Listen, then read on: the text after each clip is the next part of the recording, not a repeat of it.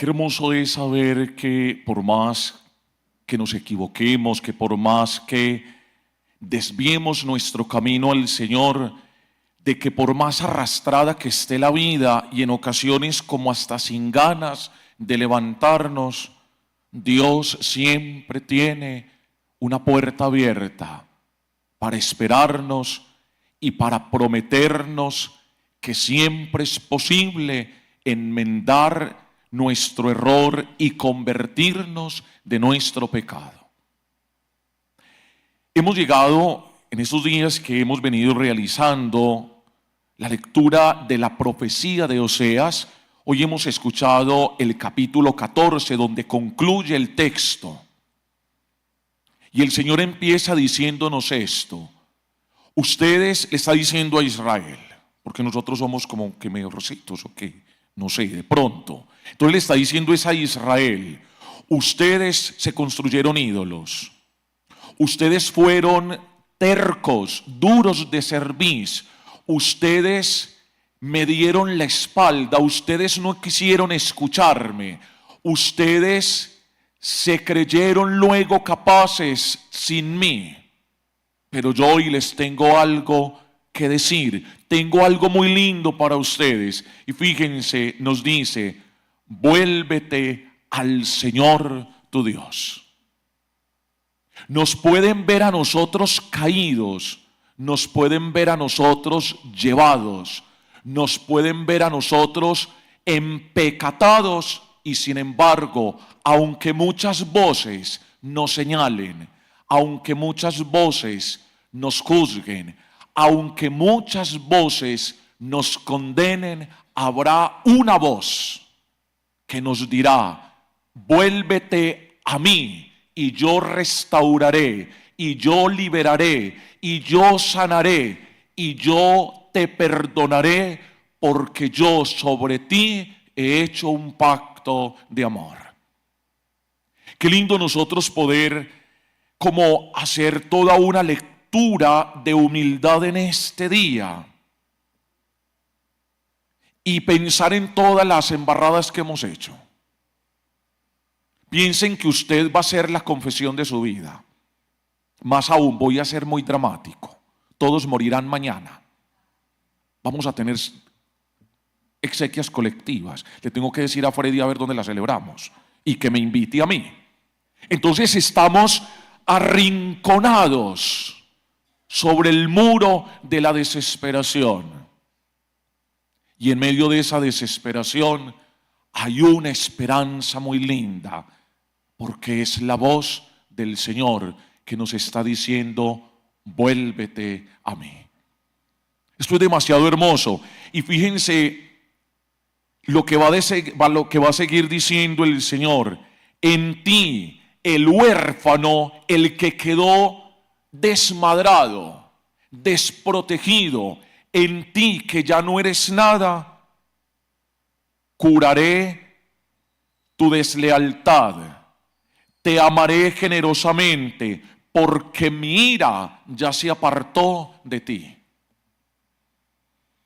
Qué difícil que una persona nos diga esto. Mi ira ya se apartó de ti, ven a mí, amado mío, esposo mío, eres un San José, Ave María. Hay que sobarla con unción, para avanzar a ella y que pueda volver a tener el corazón de Dios para que pueda decir, esposo mío, te equivocaste, pero yo te perdono, vuelve a mí. Esposa mía, caíste, heriste mi ego, fastidiaste mi fidelidad por ti, pero yo te perdono porque te amo, vuelve a mí. Por eso en medio de todas las voces que nos señalan y que ponen en entredicho nuestra posibilidad de conversión, esas personas que se mantienen en la sospecha, que se mantienen murmurando, ¿quién lo conociera? ¿Quién le conociera sus artimañas, sus pecados? Y véanlo ahora donde está. Y entonces, ¿dónde tenía que estar? ¿Dónde? Es que era ateo.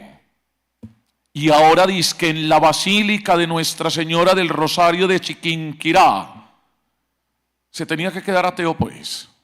O sea, no hay posibilidad de la conversión. No hay posibilidad de un cambio de mentalidad, de una transformación interior. Que juzgue Dios qué hay en ese corazón. Que juzgue Dios. Que juzgue Dios qué hay en nuestro corazón.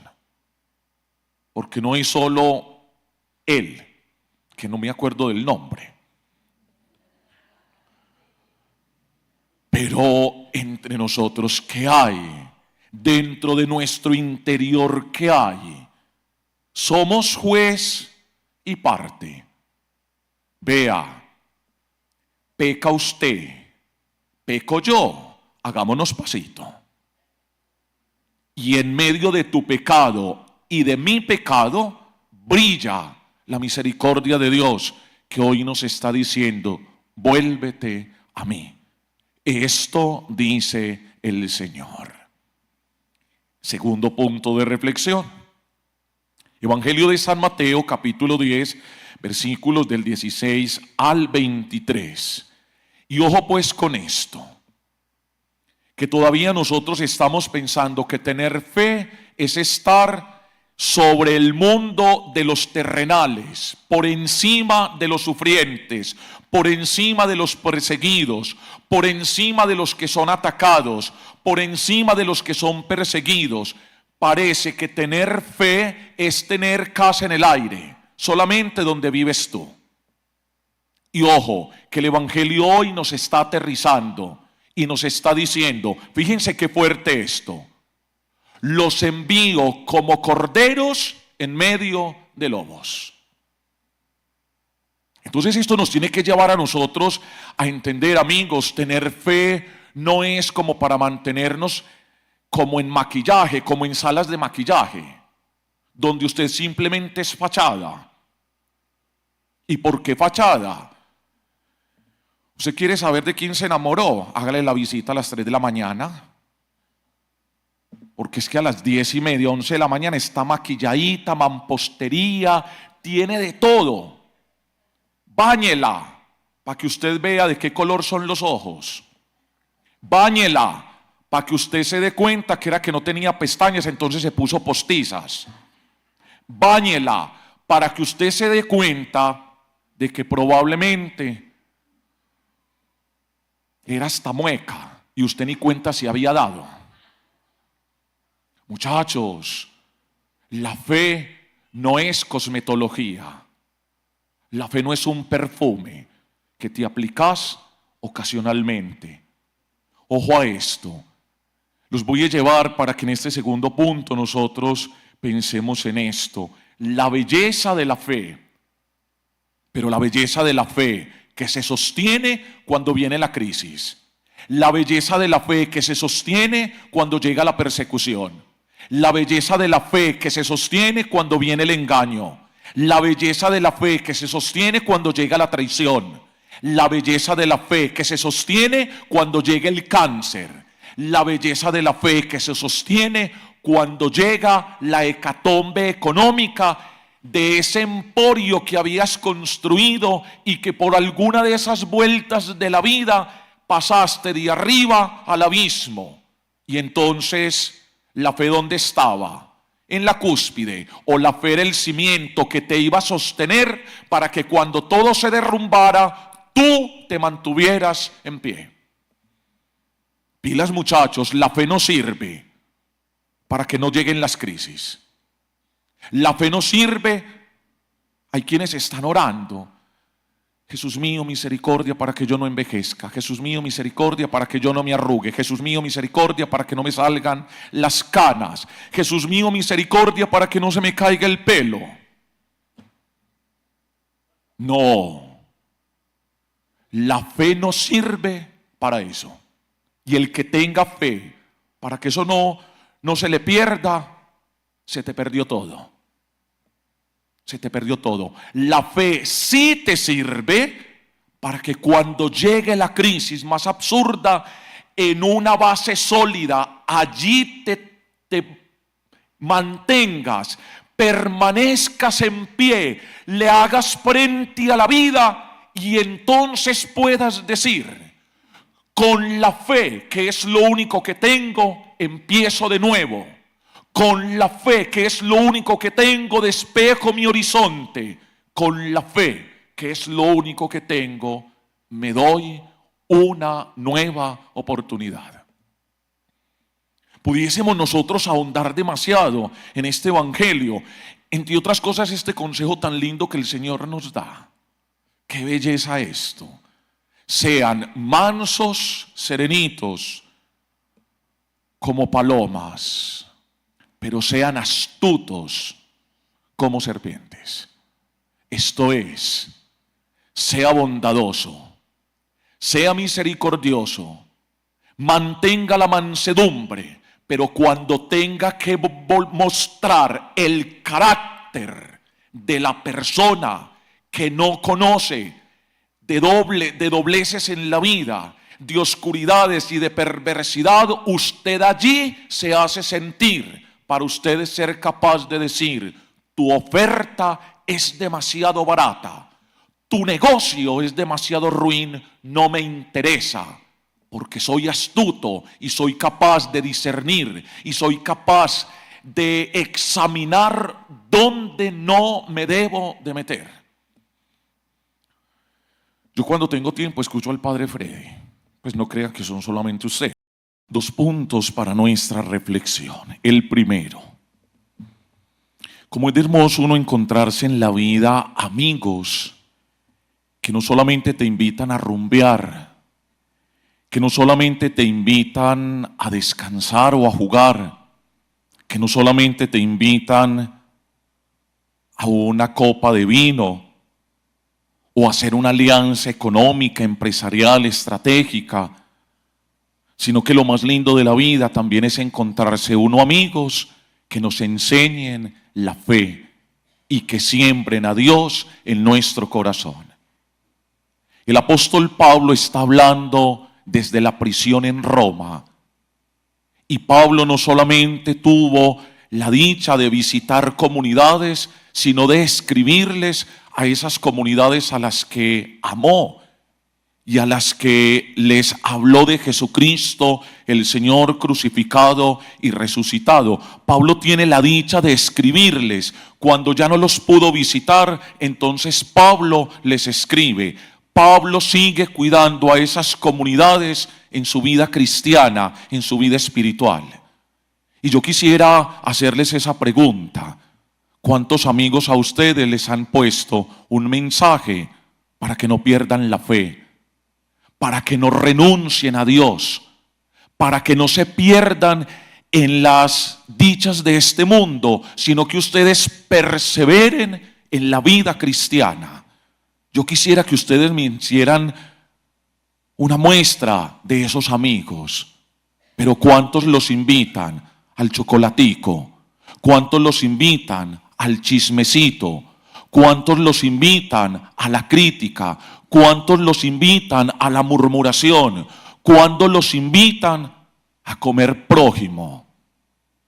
Pero me admira mucho más que ya Pablo no está hablando como en grande comunidades. Ahora Pablo le está dirigiendo una carta en un lenguaje muy lindo que Pablo utiliza. Pablo va a llamar, hay cartas muy lindas de Pablo a Timoteo y de Pablo a Tito. Esto es, sus amigos de entraña, sus amigos de misión, sus amigos de padecimientos, sus amigos de quienes soportaron todo con tal de defender la fe en la cual Pablo los había instruido. Y por eso esta carta, de la segunda que Pablo le escribe a Timoteo, Pablo parece que fue un enamorado de la amistad. Pablo fue un enamorado de aquel que él amasó, él lo engendró. En una de las cartas también escritas en prisión, Pablo lo va a llamar hijo querido, engendrado desde la prisión. En esta segunda carta, en el capítulo 3, versículos del 10 al 17, Pablo en Roma le va a hacer un recuento a Timoteo de todos los lugares por donde pasaron, de las calamidades que vivieron, de las situaciones adversas en las cuales ellos tuvieron que defender su fe, porque era innegociable, porque era tan clara que ni el hambre, ni la prisión, ni las palizas que les dieron a estos hombres los llevaron a que ellos desistieran de la fe. Y aquí nosotros tenemos que aprender algo muy lindo, y es esto: no hagamos amigos solamente para la compinchería. No hagamos amigos solamente para esas noches de trasnocho, de licor y de ahí para arriba. No hagamos amigos y no hagamos alianzas simplemente para que me tape en la chanchullería en la cual yo probablemente puedo caer en un momento de la vida. Hagamos amigos que sean capaces de darnos luz espiritual. Hagamos amigos que nos hablen de Dios. Hagamos amigos que nos hablen de la rectitud en la cual nosotros tenemos que vivir. Es que para taparnos con la cobija que huele maluco es muy fácil. Descobijarnos para que quedemos a la intemperie y que podamos redescubrir el valor de la vida no es tan fácil. Y eso es lo que a Pablo le está doliendo en el corazón, de que muchas personas a las que él les habló de la belleza del evangelio desistieron. Llegó la prueba: no soy creyente, no soy cristiano, no soy seguidor de ese hombre. Los que quieran vivir piadosamente en Cristo serán perseguidos. Va a aguantar la persecución. Y no pensemos, nosotros aquí todavía en Medellín y en Colombia todavía tenemos una fe muy acomodada. Cuando más nos critican, nos censuran, cuando más nos hacen el feo, pero en el fondo nosotros estamos inclusive dispuestos a defender la fe en medio de la burla de amigotes mundanos. Estamos dispuestos a defender la Eucaristía dominical no como precepto y no como dogma, sino como la convicción de aquel que sabe la gracia que bebe en esa Eucaristía de comunidad cristiana para salir a vivir una nueva semana. O nuestra fe sigue siendo el negocio de la Eucaristía de los sábados a las 12 del día, porque entonces ya tengo de ahí en adelante, y si es lunes festivo, aparezco por allá el jueves a una misita, y si hay exposición del Santísimo, allí voy y me doy golpes de pecho y con esto solucioné todo. Y no hay amigos que nos digan: hey, pilas pues, si te vas a ir a descansar, busca la Eucaristía. Hey, pilas pues, si te vas a ir del país, encomendate a Dios, que Él te lleve y te traiga con bien, y no simplemente tener en la mente la playa, la brisa, el mar, los licores, las cenas y la ropa en la cual nos envolvemos, porque, o sea, este es mi tiempo, y el de Dios ¿qué? Dios no es opcional, Dios es absoluto, Dios no es por si acaso, Dios es completo y total en nuestra vida. Segundo punto de reflexión. Nos vamos al Evangelio de Marcos. Hemos venido escuchando el capítulo 12. Y vamos a partir de esta reflexión. Durante esta semana a Jesús le ha tocado encontrarse con personas muy fastidiositas, demasiado. Esas personas que a lo paisa meten agujitas para sacar, esas que se mantienen escarbando, preguntas malintencionadas, preguntas con malestar, preguntas que yo te pregunto, pero te quiero desenmascarar, quiero escarbar, me quiero meter donde no me tengo que meter, escarbando en tierra sagrada. Y hagamos un simple recuento de estas personas fastidiositas. Lo primero que le preguntaron a Jesús, con la doble intención, con la doble moral: ¿le tributamos al César o no? ¿Es lícito pagar o no pagar? No contentos con esto, entonces luego le preguntan: hey, ve, hubo una mujer que se casó con un man. Ese man se murió, pero este man tenía 6 hermanos y esta querida se casó también con ellos. Llegó un momento en el que se murieron, llegaron todos al cielo. Cuando lleguen allí, entonces esta querida que mató a 7, ¿de cuál de todos va a ser su esposa? Porque estaban colocando en entredicho la vida espiritual, la vida en el espíritu, que empieza cuando ya estamos deshabitados de esta realidad corporal y biológica. Pero no se quedaron contentos con esto. Entonces ya le mandan a un man que es un poquitico más inteligente, un letrado, un escriba, y le va a preguntar: hey, maestro, rabinito, ¿cuál es el mandamiento principal de la ley? En la ironía, como en la cosita, yo me la sé, pero a ver, yo te pregunto, a ver con qué me salís. Gente muy fastidiosita, de esa misma fastidiosita que nos encontramos los seres humanos todos los días de la vida, inclusive a nosotros los sacerdotes. Esas preguntas que no hay que hacer, porque queremos meternos donde no nos tenemos que meter. Y ahora, entonces ya no es Jesús el que está escuchando preguntas. Bueno, pero un detalle. ¿Qué es lo lindo de Jesús? Jesucito, Jesucito de mi vida. Que Jesús, como la tiene clara, Jesús no se deja desbordar. Jesús no se enchuquiza. Jesús no se descompone. Jesús no se sale de la ropita porque le hicieron estas preguntas. Todo lo contrario, se vale de esta situación adversa para darles una enseñanza. Serenito, tranquilito, que esto lo aprendiéramos en nuestro país, hombre.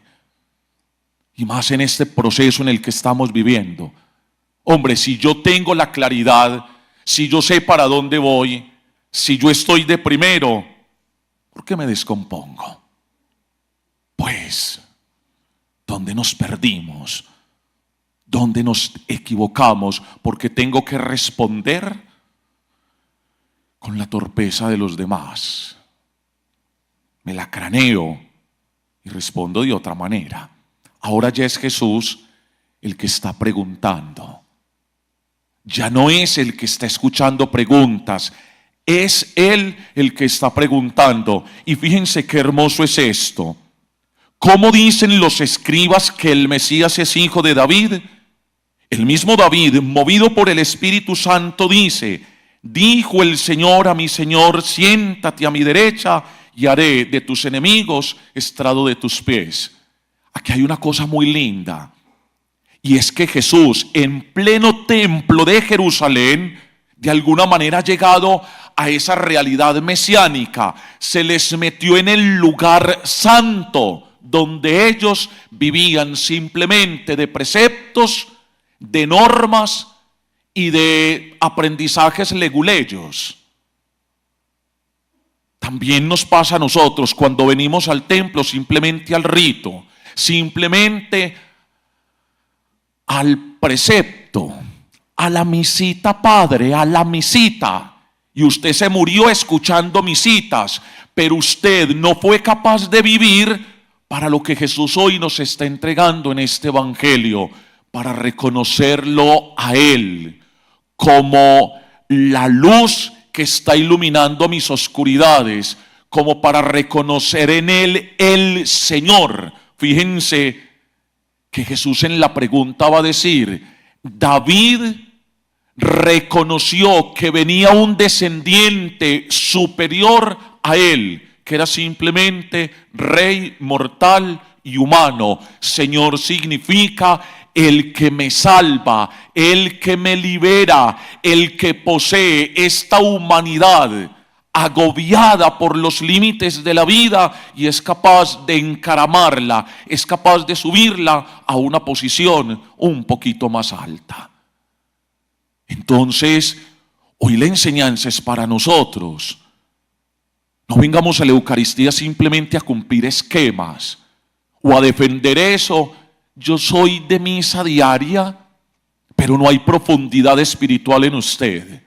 No hay una transformación en el cascumen, en el pensadero, sino que usted viene a misita, entra al templo como entraron todos los leguleyos del tiempo de Jesús, pero no fueron profundos, no fueron hondos, no fueron habitables por el Espíritu de Dios. Y eso se nos nota. Y eso se nos nota cuando simplemente nos ponemos el maquillaje de una religión que ensambla unos seguidores, pero no tenemos una transformación, una hondura, una capacidad de saber. Cambiemos la manera de pensar para que pueda cambiar nuestra manera de vivir, y que esa manera en la que estamos viviendo sea el evangelio vivo y el evangelio andante, que todos los demás lean, entonces puedan decir: ah, qué bien. Entonces entrar al templo es entrar a un lugar sagrado donde yo no me encuentro con simplemente personas mortales como yo, sino donde yo con ellos estoy elevando mi plegaria y estoy mirando al Señor verdadero que está transformando esta existencia. El evangelio a la larga es un evangelio como que no dice nada, pero cuando uno le pregunta a Marcos qué quiere significar y qué quiere decir con eso de que Jesús entró al templo de Jerusalén y pregunta, entonces uno dice: allí Jesús les está diciendo a ellos, no es el esquema, no es la razón, ni el aprendizaje de 1000 fórmulas espirituales. Es la vida transformada, es la profundidad, es esa metamorfosis que es capaz de realizar el Señor en nuestra vida. ¡Qué belleza! Pidámosle al Señor la gracia de que Él no sea un concepto, ni un rabino defensor de preceptos moralistas, sino que Él sea una posibilidad, una opción radical que nosotros tomamos en nuestra vida, y con Él, suavecito, suavecito, suavecito, vamos transformando la vida al punto en el que podemos decir en algún momento, como el apóstol Pablo: ya no soy yo, es Cristo en mí. Amén.